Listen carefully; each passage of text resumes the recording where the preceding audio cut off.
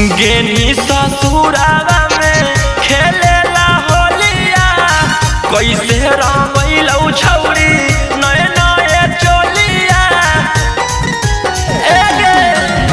गेनी ससुरावा में खेलेला होलिया कैसे रंगैलौ छौरी नए नए चोलिया। मन भरलौ कि फगुआ उजार हो गेल।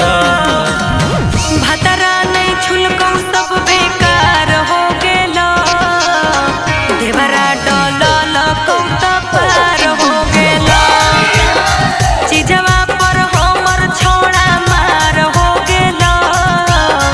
देवरा डलल कौआर पार हो गेल। देवरा डलल भतरा नहीं छुलकौ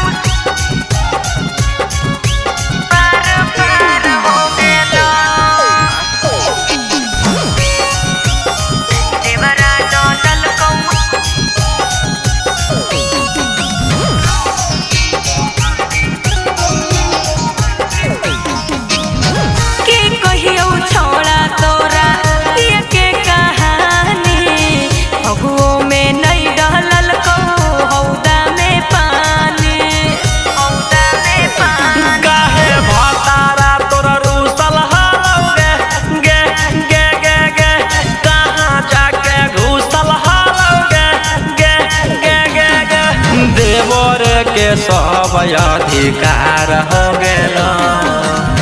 भतरा ने छुलको सब बेकार हो गेल। देवरा डलल कौत पार हो गेल। चिजवा पर हमर थोड़ा मार हो गेल। देवरा डलल कौआर पार हो गेल।